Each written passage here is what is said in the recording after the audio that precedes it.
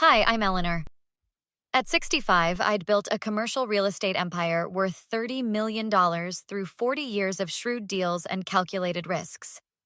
My husband passed 10 years ago, leaving me with two children, Robert and Victoria, and a legacy I'd worked my entire life to build.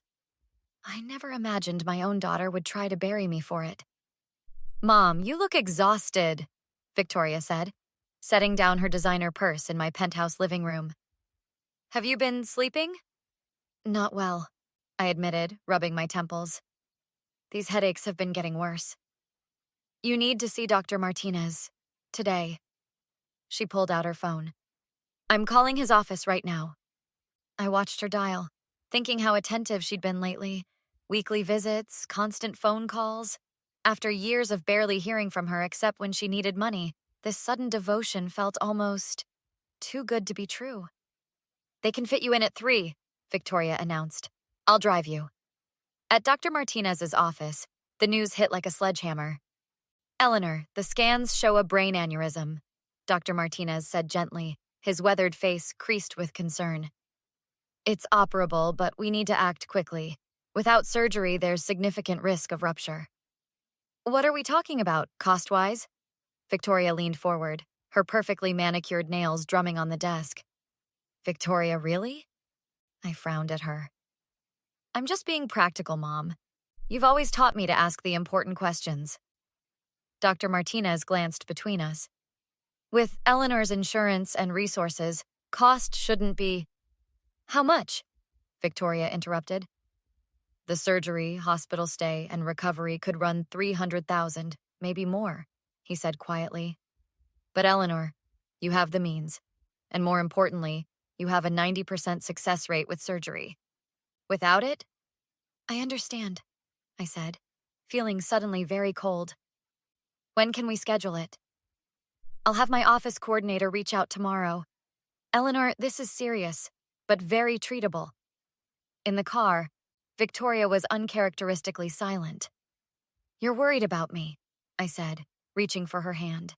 She pulled away to adjust the mirror. "Of course I am. You're my mother." "Victoria, I have $30 million. $300,000 for life-saving surgery isn't even—" "It's not just the surgery, though, is it?" She merged onto the highway. "It's the recovery, the home care, the potential complications. You could end up needing full-time medical assistance for years. That money could drain away fast. I'd rather be alive and broke than dead and rich." "Easy to say now." Her voice had an edge I'd never heard before. "Wait until you're bedridden, helpless, watching your empire crumble because you can't manage it anymore." "Victoria, what are you saying?" "Nothing. I'm saying nothing. I'm just stressed." She pulled into my building's garage. "I'll call you tomorrow." 2 weeks later, my best friend Maggie Chen burst into my office, her face flushed with anger. "Eleanor, we need to talk. Now." She slammed the door. "I just came from lunch with Patricia Thornton. She's on the hospital board." "Okay?" She mentioned something disturbing. She said your daughter Victoria came to see her last week, asking about DNR forms and medical power of attorney. My blood turned to ice. "What?" "Eleanor, Patricia said Victoria was asking very specific questions about what happens if a patient is deemed unable to make their own medical decisions. She wanted to know about end-of-life directives." "That doesn't mean—" "Patricia said Victoria specifically asked, if someone had a brain aneurysm and was scheduled for expensive surgery, could a family member with power of attorney decide against treatment?" "Eleanor," those were her exact words. I grabbed the edge of my desk. No, Victoria wouldn't." "Wouldn't what? Wouldn't let her wealthy mother die so she could inherit everything?" "Eleanor, wake up. Your daughter has been drowning in debt for years. I've seen the way she looks at your success. That's not love. That's greed. You're wrong. She's been so attentive, so caring." "Because she's circling like a vulture." Maggie pulled out her phone. "I'm calling your attorney Sarah right now. We're getting your affairs in order, and we're making damn sure Victoria can't make any medical decisions for you." "This is insane. She's my daughter."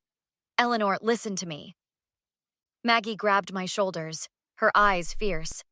"Patricia said Victoria asked her, what if the family thought the quality of life wouldn't be worth the cost? Those were her words. Worth the cost. She's already calculated that you're worth more to her dead than alive.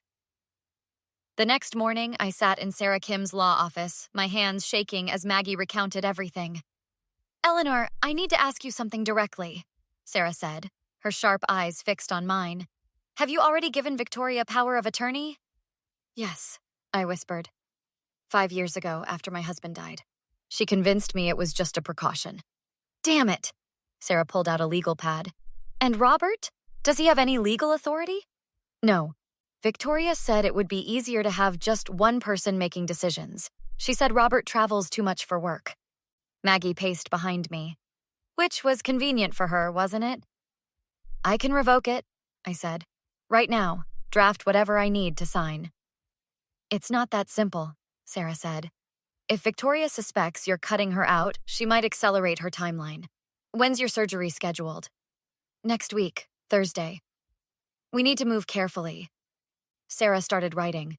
First, I'll draft a revocation, but we won't file it until after we gather more evidence. I want to know exactly what Victoria's planning. How do we do that? Maggie leaned on the desk. We set a trap.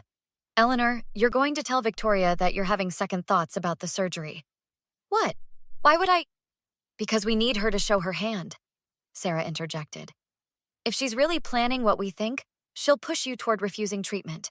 We'll record every conversation. That's my daughter you're talking about. Eleanor, Sarah's voice softened. I've been your attorney for 15 years. I've seen family members do terrible things for money. If we're wrong, you'll have peace of mind. If we're right, you'll have evidence. That afternoon, I called Victoria. Mom, is everything okay? She sounded concerned. Victoria, honey, I need to talk to you about the surgery. What about it? I'm thinking about canceling it. Silence. Then, what? Mom, you can't be serious. The risks, the recovery time. I've been reading online and the complications. Mom, Dr. Martinez said you had a 90% success rate. I exchanged glances with Maggie, who was listening on speaker. I know, but what about the 10%? What if I end up worse? What if I'm brain damaged or... Then you'd need full-time care. Her voice changed slightly. You'd be... dependent. Unable to manage your business, your finances. Mom, have you thought about what that would mean? What would it mean, Victoria? Just that it might be better to go peacefully than to linger in some diminished state. You've always been so strong, so independent. Would you really want to live if you couldn't be yourself? Maggie's face went white with rage. Are you saying I shouldn't have the surgery? I asked carefully. I'm saying you need to think about quality of life, about dignity. Mom, I love you and I don't want to see you suffer. If you decided that you'd lived a full life, that you'd accomplished everything you wanted, no one would blame you. Victoria, I'm 65, not 95. I know, but with the risks. Maybe we should talk about your wishes, about what you'd want if something went wrong during surgery. Have you thought about a DNR? There it was. A do not resuscitate order? Just as a precaution, so everyone knows your wishes. Mom, I'm only thinking of you. I don't want doctors keeping you alive on machines if there's no hope. But Dr. Martinez said the surgery should go fine. Should. Victoria pounced on the word. But what if it doesn't? Mom, let me come over tonight. We'll talk about this properly. I can bring the forms, just to have them ready. After I hung up, Maggie exploded. That manipulative little snake. I'm only thinking of you? She's thinking of $30 million. Sarah was already on her phone. I'm calling Robert. He needs to know what his sister's doing. When Robert arrived at my penthouse an hour later, his face was ashen. Mom, please tell me this isn't true. Please tell me Victoria isn't trying to... He couldn't finish. Your sister has been asking questions about letting me die, Robert. No, Victoria can be selfish, but she wouldn't... Mom, she's not a murderer. She doesn't have to murder me, I said quietly. She just has to convince me not to save myself, or to sign papers that prevent doctors from saving me. I'll talk to her. No, Sarah interrupted. We need more evidence. Robert, I need you to call Victoria. Tell her you're worried about your mother's finances. Ask her what happens to the estate if Eleanor dies before the surgery. See what she says. You want me to trap my own sister? I want you to help us save your mother's life, Maggie said fiercely. Make the call. Robert dialed with shaking hands, putting it on speaker. Rob? What's up? Victoria sounded cheerful. Hey, Vic. I'm worried about Mom. She told me she's thinking about canceling her surgery. Oh, yeah, we talked about that. And you think she should cancel it? I think she should do what feels right for her. Victoria, she could die without this surgery. Or she could end up a vegetable. Rob, I've done research. Brain surgery at her age with her blood pressure issues? The complications could be devastating. Since when do you do medical research? Since our mother's life is at stake. Her voice rose. Look, someone has to be realistic here. Someone has to think about what's best. What's best or what's cheapest? What's that supposed to mean? Mom told me the surgery costs $300,000. That's not even 1% of her net worth, Victoria. It's not just the surgery. It's everything after. Rob, if she needs full-time care for years, that money disappears. The business could fail. Everything Dad built, everything Mom built, Robert corrected. And you're really worried about the business? Or are you worried about your inheritance? How dare you? I love Mom. Then why are you trying to talk her out of life-saving surgery? The line went dead. Victoria showed up at my door that evening, carrying a leather folder. Mom, we need to talk about Robert's accusations. Can I come in? I let her enter, knowing Maggie was hiding in the bedroom with her phone recording. He thinks I'm trying to kill you, Victoria said. My own brother. Are you? Her smile froze. What? I asked if you're trying to kill me, Victoria. For $30 million. Mom, how can you even... I know about your meeting with Patricia Thornton. I know you've been asking about DNR forms and what happens when patients refuse expensive treatments. Victoria's face went pale. Patricia had no right. So you did meet with her. I was gathering information for your benefit. For my benefit? You told Robert that my medical expenses could destroy the business. Victoria set down the folder, her hands trembling. Fine. You want honesty? Yes, I'm worried about money. I'm drowning in debt, Mom. $500,000. What? Credit cards? Bad investments? Divorce costs? I'm about to lose everything. And yes, I looked at your estate and thought, maybe you'd inherit sooner rather than later? What if the surgery goes wrong? What if you end up in a vegetative state and all your money goes to medical bills? At least if you went peacefully now. If I died now, you mean? Mom, you're 65. You've had a good life. Is it so terrible that I wondered if maybe it was your time? I have a 90% success rate, Victoria. This isn't my time, unless you make it my time. She opened the folder. I brought advance directive forms, just to protect you. Get out. Mom, get out of my house now. You don't understand. That money should be mine. Dad promised I'd be taken care of. Your father promised you a share when we both were gone. Not that you'd murder me for it at 65. I'm not murdering anyone. You can't prove anything. Actually, she can. Maggie emerged from the bedroom, holding up her phone. I've recorded everything. Victoria's face contorted with rage. You set me up! No, this is evidence, Sarah said, stepping in from the hallway with 2 police officers. Evidence of attempted elder abuse. You tried to coerce a vulnerable person into refusing life-saving treatment for financial benefit. I was just talking.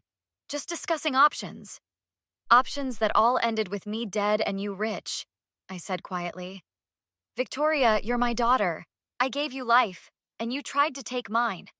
Mom, please, I'm sorry. I was desperate. Please don't do this.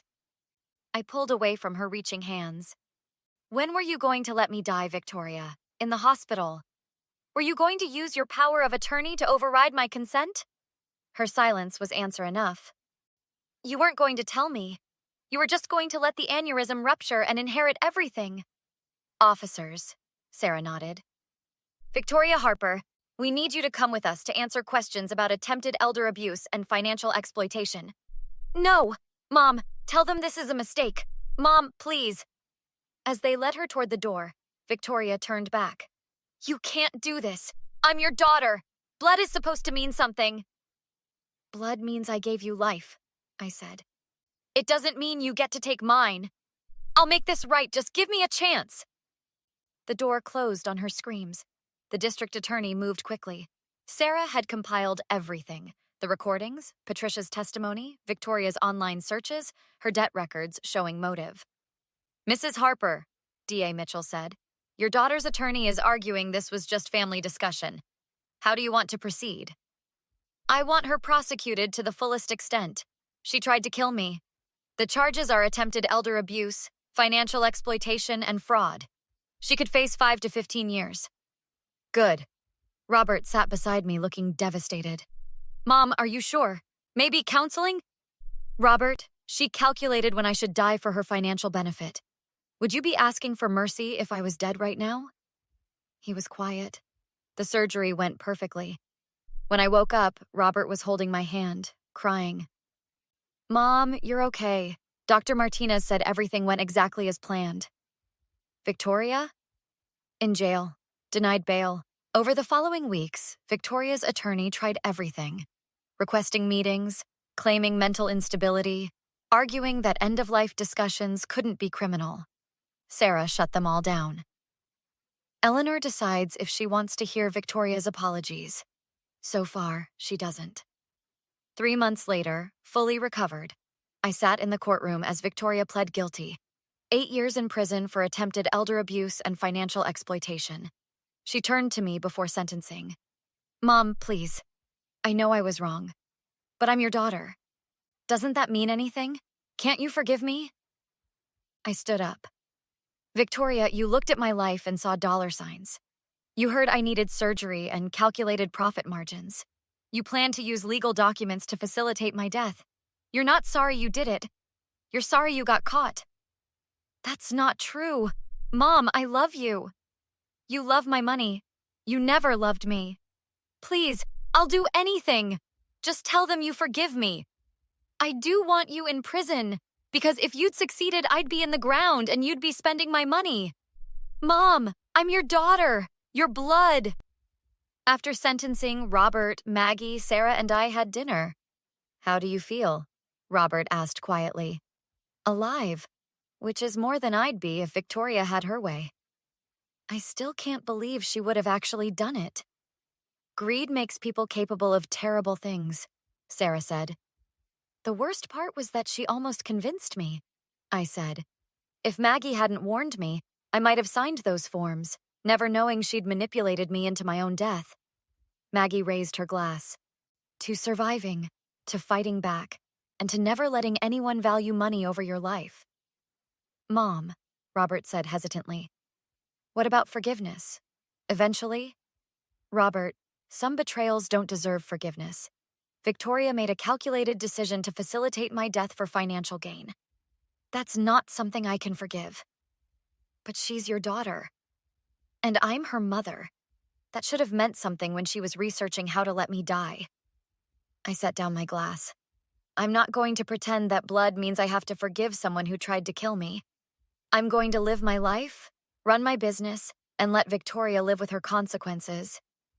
You're really okay with never speaking to her again? Robert, I'm okay with being alive. That's what matters. Later that night, alone in my penthouse, I stood at the window overlooking the city I'd helped build. $30 million, 40 years of work, and it had nearly died with me because my daughter saw me as an obstacle rather than a person. But I'd survived. I'd fought back, and I'd won. Some people might call me cold for refusing to forgive Victoria. They might say family should forgive anything. But I say blood is only as thick as the person's character. And Victoria showed me exactly what hers was worth. I'm Eleanor. I'm alive. And I'm never apologizing for refusing to die for someone else's inheritance. What would you do if you discovered your own child was planning to let you die for money? Would you forgive them? Or would you make sure they faced consequences? Share your thoughts in the comments below. And don't forget to like and subscribe for more stories about justice and standing up for yourself when family betrays you.